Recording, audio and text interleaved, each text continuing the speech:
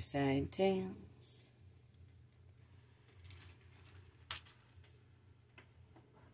Hello. I'm Merlin, Mililli.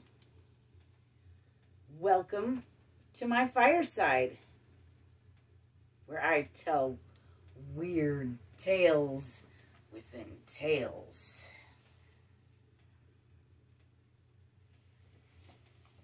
And I drink coffee.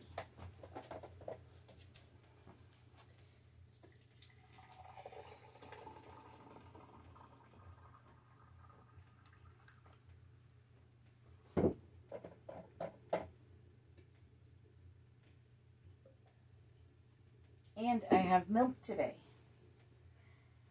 Though I still have that evaporated milk in the pitcher in my fridge. I'm not sure what I'm going to do with it. Probably turn it into a pie. It's also another good use for condensed milk, sweetened condensed milk. It's good in coffee when you have no milk or creamer, but it's also good in pies, pumpkin in particular.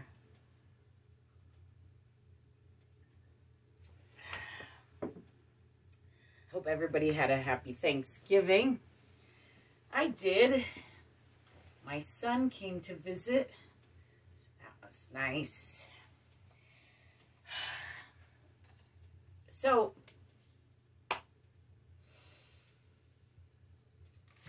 we have some traditions here at Fireside Tales. And, we're developing some of our own threads, but every week I talk about threads.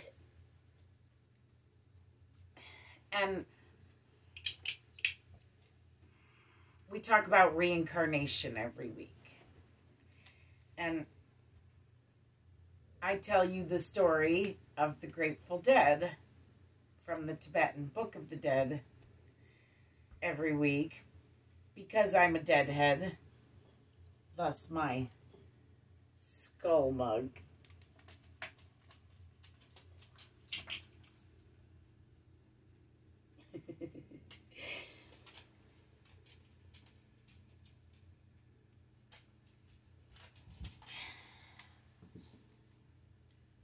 And a deadhead is a person who really likes the Grateful Dead.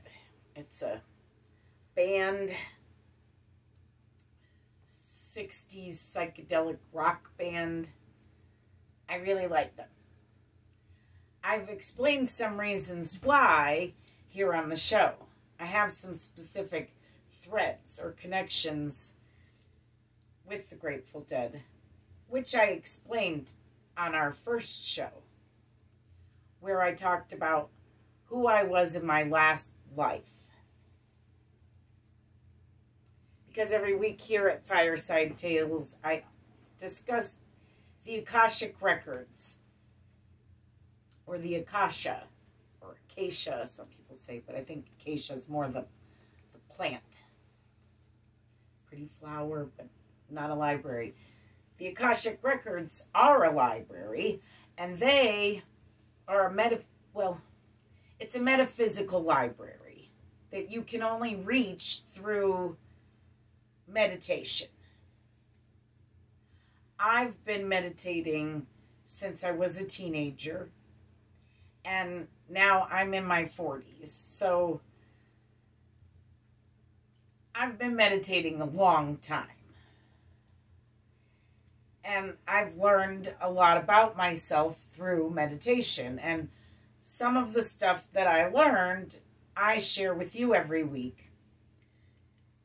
Because I found in my book, in the Akashic Records, that I have lived many lives, not just one that connects to the Grateful Dead immediately prior to this one, but many more before that. So in our second episode, I went all the way back to the beginning of my book in the Akashic Records, where, by the way, every soul apparently has a book. And if you've been reincarnated, there's a record. Well, even if you haven't been reincarnated, there's a record of where your soul has been, who your soul has been, when your soul has been in the Akashic Records. I happen to have meditative access. I was given a metaphysical key many years ago. I recommend meeting your spirit guides. My spirit guides really guided me to the Akashic Records to show me who I've been and where I've been and when I've been.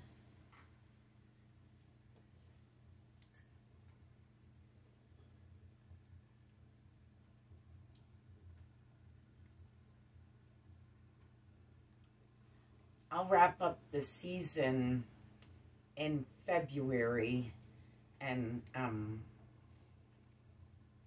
as soon as I wrap up the season, I'll be making an introduction to your spirit guides guided meditation for people, because I think it's really important. And if you want to learn who you've been, where you've been, when you've been, then you're going to have to meet your spirit guides.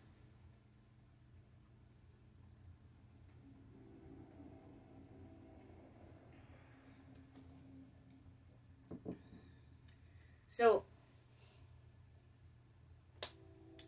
every week, like I said, I've been telling the story of the Grateful Dead as I heard it from a deadhead by a fire, as I feel it should be told. We have the train. Travelers like trains. This is a story about a traveler. Are you travelers out there? I used to be a traveler. I'm still a traveler. Once a traveler, always a traveler. Am I right? Can't stay in one place too long. I know you're out there.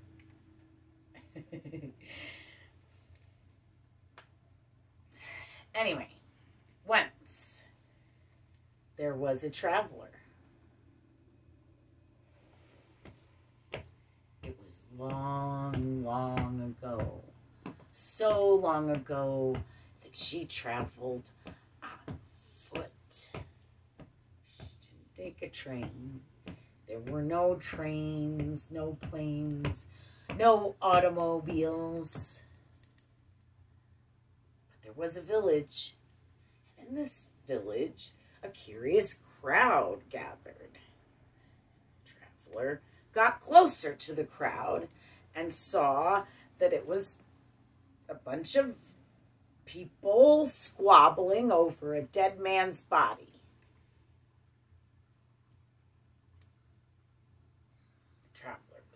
Taken aback, not by the dead body, but by the atrocious scene of the living people squabbling disrespectfully over the dead person's body.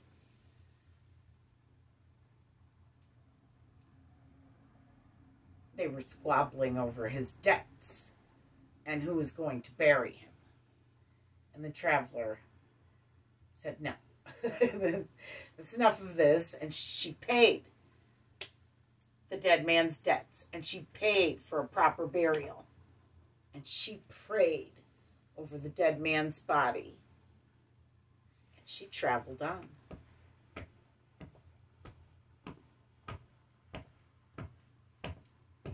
And then one day, decades later, the traveler, from the beginning of the story, happened upon a life or death situation. And out of nowhere comes this stranger that just scoops her up and saves her life. Thank you. Who are you? Where did you come from? Why did you save my life? Thank you. And the stranger who had just saved the traveler's life says, I am the Grateful Dead.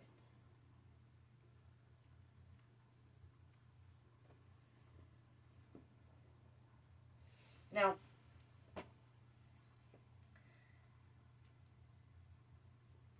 this is a story about reincarnation. The stranger at the end is not a corpse. It's not a zombie. It's a reincarnated person. The body died. People squabbled. Body was buried. Praying, traveling on. Reincarnated in a new little baby body. And then it goes on to live a new life. I also happen to be a psychic medium. I've been able to communicate with the spirit realm since I was a little girl. And that seems to be also one of my threads throughout my past lives. I've also been a psychic medium. So, on the spiritual plane, there's a theory that the spirits have about reincarnation. And they think that if you're murdered, you are reincarnated. So murdered people get to come back and try again. Which would imply I've been murdered a lot.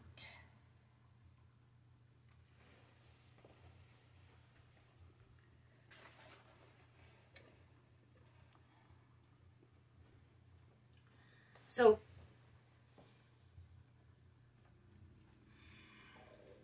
we went all the way back to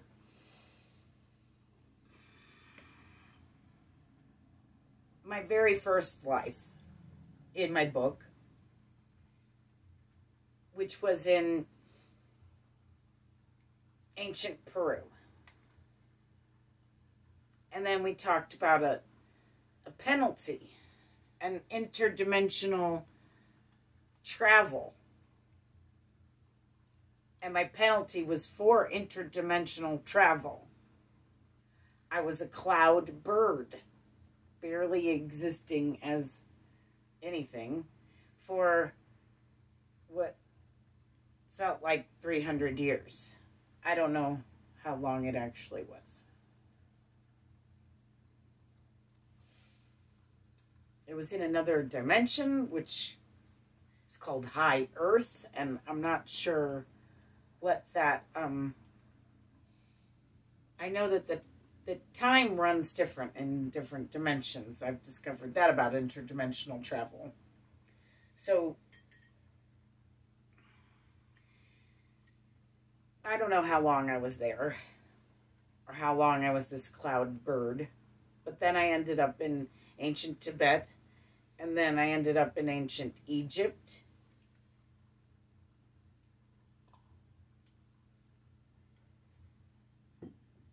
And then I discussed a life where I was born in ancient Sumeria, and then another life where I was born in ancient Sumeria. And every week I seem to discuss these little threads where different lives have different things in common. Oftentimes I'm born in the same place I died to, you know, just keep going, like the Energizer Bunny, finish what I left off on. And the person I'm going to talk about today really demonstrates the finishing where I left off the thing so strangely. So anyway, I discussed living in ancient Greece in a past life, and then this watermark that's in my book. And in ancient Greece, I boarded a boat. And then I died in ancient Scotland. But I didn't reach ancient Scotland right away. There was, well, I believe it was the Great Flood. There was a flood. It was great. It was bad. There was, most of the planet was underwater. I remember, and when I say I remember, when I've gone back into my book, some of these memories actually have stuck with me, and I do remember them. Some of them are memories. When you go to your book, you don't read it like word for word. I touch it, and then I have a memory. So some of these things I say I remember are my memories from my book. So, but there is a watermark in my book where everything prior to it is light and sandy and dry, and everything after it is dark and wet and soggy and muddy. And so I remember floating by what should have been England and France and Ireland, and it just wasn't there. And the only thing that was over there was Scotland, because it was sticking out of the water, because it was high ground. So there's a watermark, and then I ended up dying in ancient Scotland. Then I was born my next life in another dimension. I did more interdimensional travel, where I traveled to ancient Scotland, traveled to ancient Ireland, traveled to ancient England, and I paid another penalty for that, where I stayed, well, this time I was I don't know, I was probably an insect, but they called me the Fairy Queen, so I'll take that. And,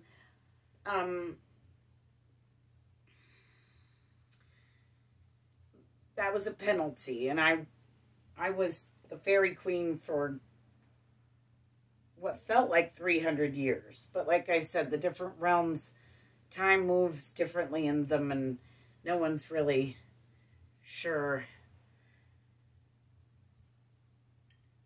I'm definitely not sure how long I was there.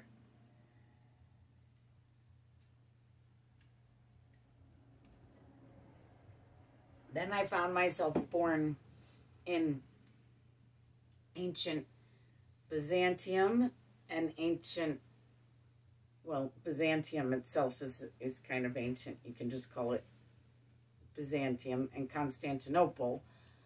Both are modern-day Turkey. And I was born in the same region again twice, 2 times in a row. And then I was born in France twice as a woman. Most of these lives I've been a woman. In France I was burnt at the stake twice as a woman. So I seem to have come back as a man after that, because it didn't work out so well for me as a woman. And I came back in Italy now. I told you 2 different lives in Italy. And now we're today going to go back to England. So I've discussed these threads and these patterns, and so there's the threads and the patterns of the different regions being born 2 lives in a row in the same region seems to be a pattern. At least 2 lives in a, yeah, it seems to be 2 is my limit. And so I have patterns of art, music, stars, dogs, nights, nature. Nights, that's K-N-I-G-H-T, nights. Mountains, pushing against the church, thus the burning at the stake. Math, also thus the burning at the stake. Writing, or, well, no, I didn't burn at the stake for math, but it was the same people that burnt me at the stake that kept me on house arrest for math, which is where I left you last in Italy.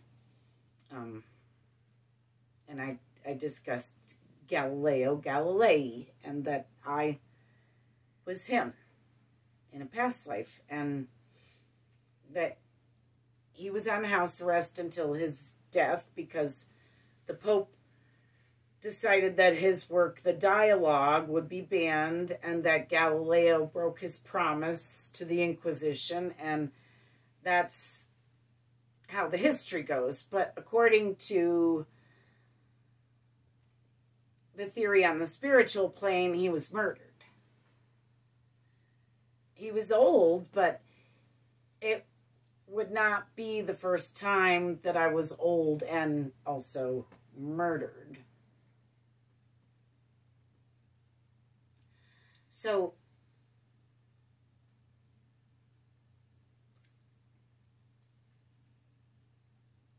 I had my issues with the church because they murdered me. The church burnt me at the stake twice. So my soul has some issues with that. And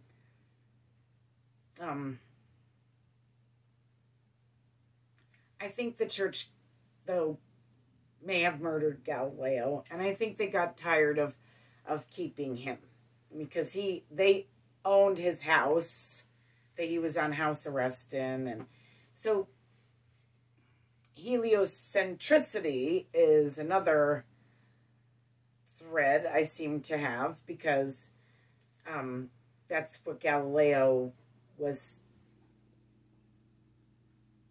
banned to speak about or teach about, and it's an unresolved issue for my soul, I guess, for a little while. And in the same year that Galileo dies, my soul is reborn on Christmas Day, 1642. And it's kind of funny, Google says that I was born January 4th.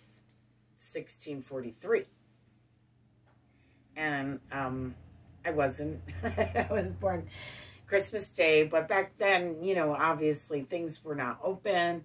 I was born out in the country, and by the time anybody got, it was a home birth, by the time anybody got out to town, it was January 4th. So that's probably what's on the paperwork, but I was born on Christmas Day, and that was what my grandmother told me. And in London, England, but in the country, in Kensington, in present-day United Kingdom, and I never left. I died there in this life also, so I just stayed put. Travel is actually one of my threads, but not in this life.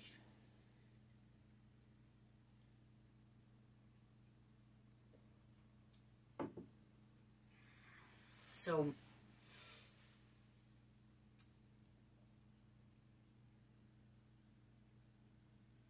my father dies before I'm born in this life that I'm going to discuss with you today. Like I said, I was born Christmas Day, 1642. And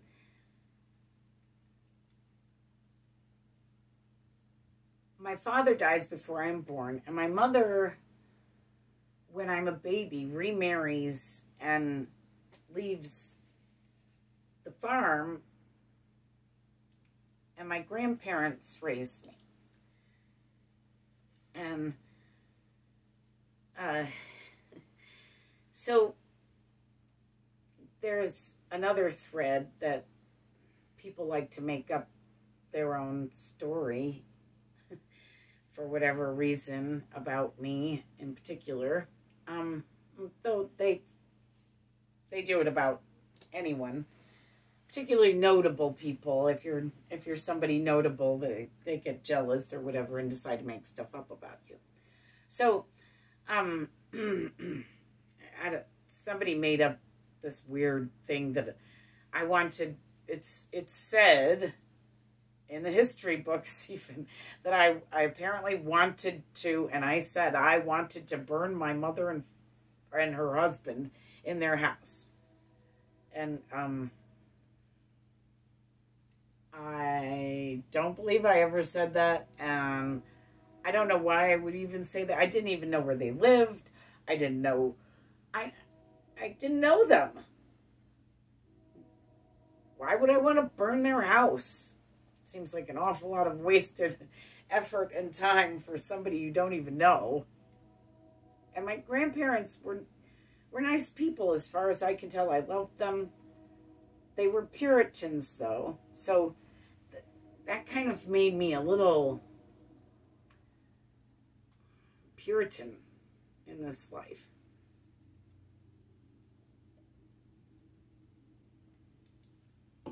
Whereas Galileo liked his wine, women, and song, you may have guessed by now, Newton didn't. In this life I'm talking about today, I was Isaac Newton, Sir Isaac Newton.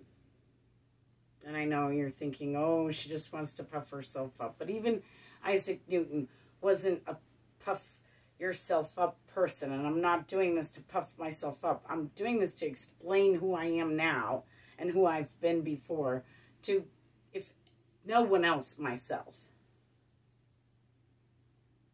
But also to make clear exactly what reincarnation is to everyone so that we can study it and look at it in a scientific way, even like Galileo and Isaac Newton. But Isaac Newton, he invented calculus, and some people call him the father of modern day science, and some people say that about Galileo. Neither of those men thought those things about themselves. Isaac Newton thought his greatest accomplishment was his knighthood.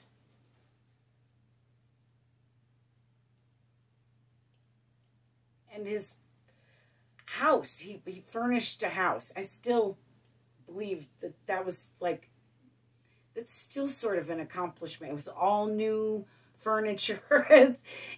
I haven't reached that accomplishment, I don't think, in this life. I mean, I've all used furniture, but very little new. Well, the house that we lost to foreclosure in this life, we did furnish with new furniture, but we lost it all. The house, everything. During the housing crisis. So, that's a whole nother animal. Anyway, Newton,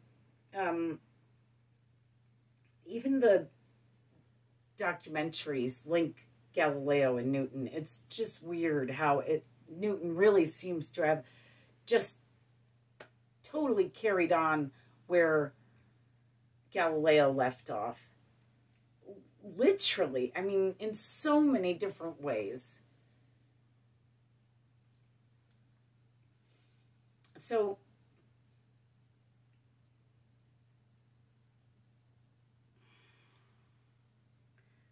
the apple story is true, but that happened to Newton when he was a child on the farm, his grandparents' farm where he was raised. He went back to the farm during the plague. He got a scholarship to Trinity College, Cambridge, where he later taught. And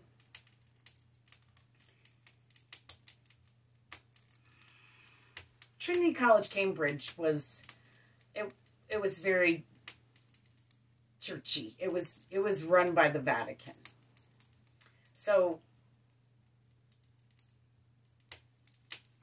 they wanted Newton to become a minister, which he really didn't want to do. I discussed how Galileo thought about, young Galileo thought about being a priest. But I also have discussed this pushing against the church and the church burning me at the stake twice. Not once, but twice. When they do it twice, it leaves this carved thing in your soul that makes you just worry that they're going to do it again.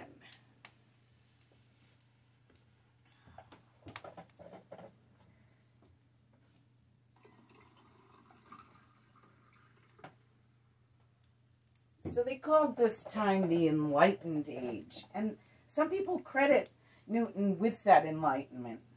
Some people credit him with absolutely nothing and don't understand who he was at all. I find it strange. I knew about his alchemy ideas with the Greek myths being formulas long before that it was in the news. Though I believe the code was cracked in before I was born. Newton wrote in code. I could probably crack the code without hardly thinking about it. All his notebooks I've seen look so familiar, and they look like my notebooks now. It's really weird how he kept track of the zodiac and the stars, and I do the same thing. The moon phases and recipes. I have all kinds of recipes. I have a whole page on Facebook for recipes. It's called What's Cooking. Check it out. Good recipes. So another tradition we have here at Fireside Tales is that I play a version of David Crosby's Deja Vu every week. So I'll get to that in just a minute. I want to make sure I covered everything I wanted to cover about Newton today. Oh, his grave and his death. His death, he was old. Okay, he was old, I guess, but his death is a little weird. Things were getting a little shaky for him and his alchemy, and people were nosing around, and he was getting more and more hermity, and the church was nosing around and wanting to know why he was closing off, and they did give him the nicest of graves. Have you seen his grave at Westminster Abbey? Westminster Abbey?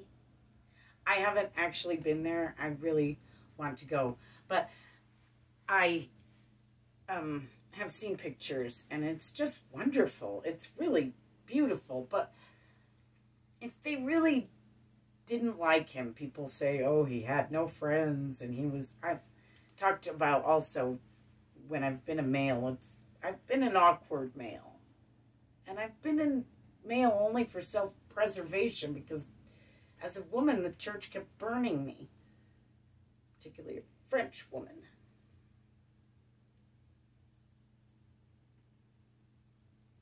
So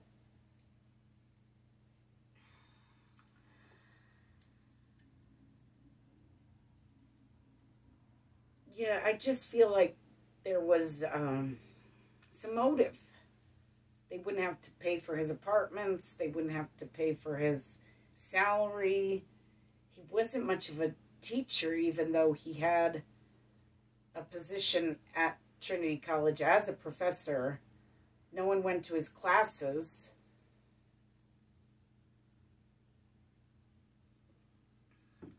Really, he saw the whole world as that was his reception, that no one went to his classes.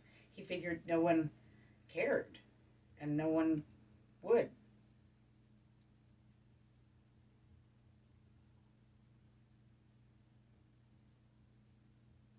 So, Deja Vu, which I believe is a song about reincarnation, but it's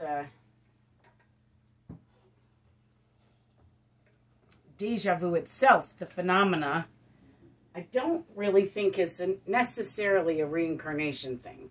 I think it's I think you get your Deja Vu phenomena, sensation, or whatever from your dreams. I think those come from dreams, our dreams. Elusive. There it is.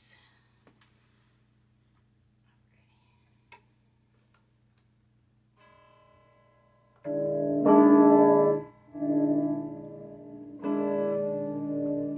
So, yeah, I feel Deja Vu comes from our dreams, but I feel the song can be about the sensation you have when you've returned to a place that you lived a past life in. So, here we go.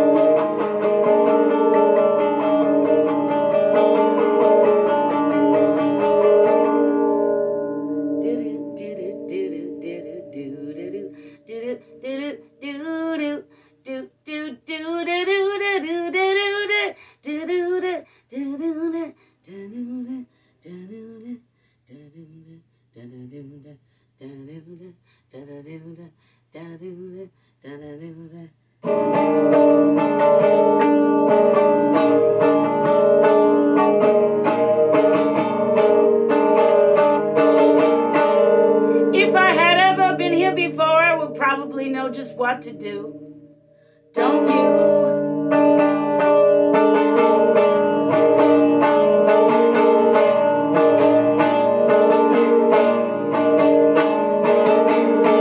If I had ever been here before on another time around the wheel, I would probably know just how to deal with all of you.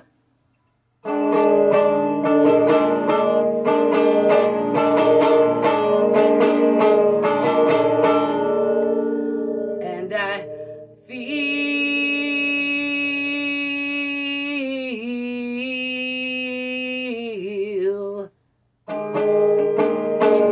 like I've been here before. Feel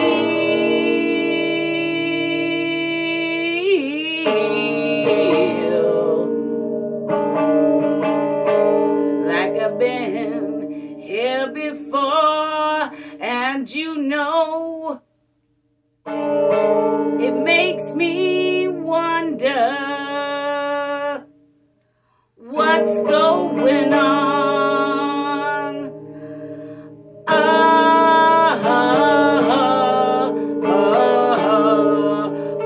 under the ground.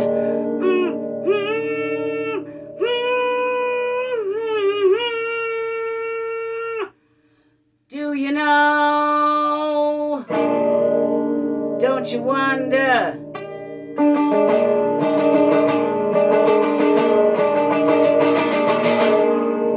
What's going on down under you?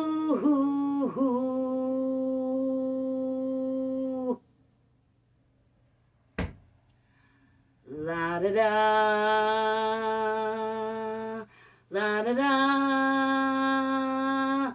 la da da, da,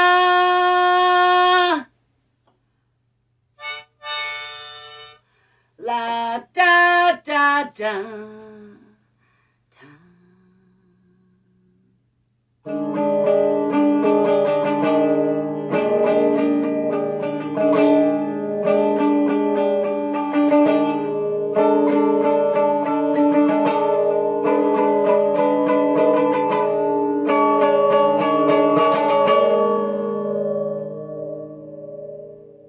We have all been here before. We have all been here before.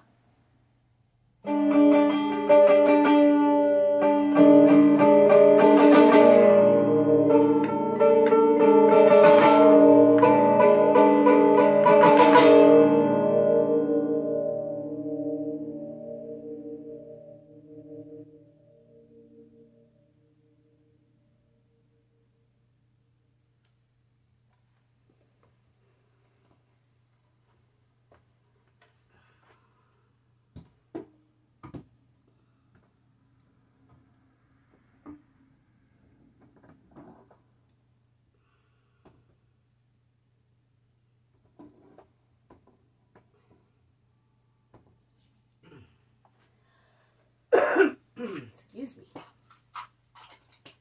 Maybe one of these times I'll get that right. It's right enough. You get the point. Hopefully I don't offend anyone's ears. I just like to sing and play my guitar. Music, like I said, has definitely been a thread. I enjoy it a great deal. It heals me.